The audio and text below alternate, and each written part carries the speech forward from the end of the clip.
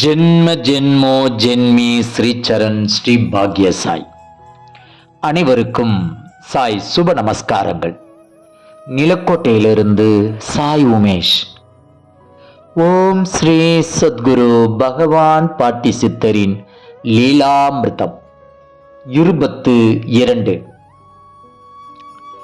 Kodumudi doctor Natarajan ஐயா அவர்கள் தோட்டத்தில் ஸ்ரீ பகவான் பாட்டி சித்தர் வாழ்ந்த காலத்தில் கடைசி 2 அல்லது 3 தினங்களுக்கு முன்பாக ஒரு நாள் காலையில் சுமார் 6:30 மணியளவில் பாட்டியை தரிசிக்க திருமதி பரணி மீனா அவர்கள் சென்று இருந்தார்கள்.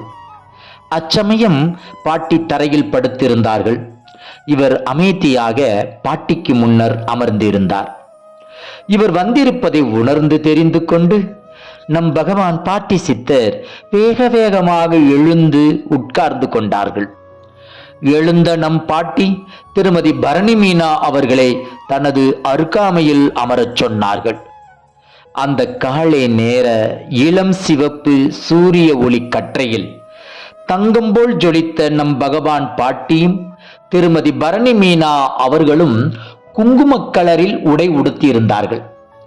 இவரது புடவையை கையில் பிடித்து பகவான் பாட்டி மகிழ்ச்சியுடன், இதுதான் என் புடவை, இதே மாதிரி கட்டு, நல்லா இருக்கும், நல்லா இருக்கும், சூரிய மாதிரி செக்க செவேல்னு கட்டு என்று கூறி அருகில் இருந்த 2 லிட்டர் தண்ணீர் கேனை எடுத்து இவரது தலையில் ஊற்ற ஆரம்பித்தார் நம் பகவான் பாட்டி சித்தர். இவரோ பாட்டி பாட்டி என அலற, பாட்டி உடனே முதல்ல உட்காரடி என்று அதட்டி இவளுக்கு அபிஷேகம் அபிஷேகம் அபிஷேகம் என கூறிக்கொண்டே மொத்த தண்ணீரையும் ஊற்றி முடித்தார். பாட்டிக்கு எதிரே பாட்டியின் உயரத்திற்கு பாட்டியைப் போலவே ஐம்பொன்னாலான பாட்டியின் சிலை வைக்கப்பட்டு இருந்தது. அச்சிலையின் மீது இருந்த செவ்வரளி மாலைகளை தனது கரத்தால் பிடுங்கி அதை பிரித்து திருமதி பரணி மீனா அவர்கள் தலையின் மீது உதிரி பூக்களாக போட்டார்கள். எப்பேற்பட்ட ஆசீர்வாதம் இப்புண்ணியவதிக்கு! அங்கே இருந்த புகையிலை துண்டை எடுத்து வாயில் போட்டு மென்றுவிட்டு அதை எடுத்து திருமதி பரணி மீனா அவர்களின் மீது வீசினார் நம் பகவான் பாட்டி சித்தர்.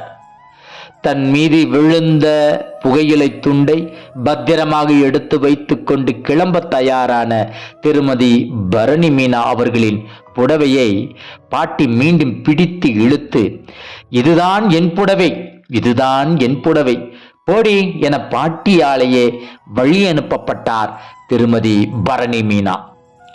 இவருக்கு ஏற்பட்ட மகிழ்ச்சிக்கு எல்லையே இல்லை. ஏதோ உடலும் உள்ளமும் சுத்திகரிக்கப்பட்டு தூய்மை உணர்வு கொண்டதாக திருமதி பரணி மீனா மெய்சிலிர்த்து நம்மிடம் இச்செய்தியை பகிர்ந்து கொண்டார்.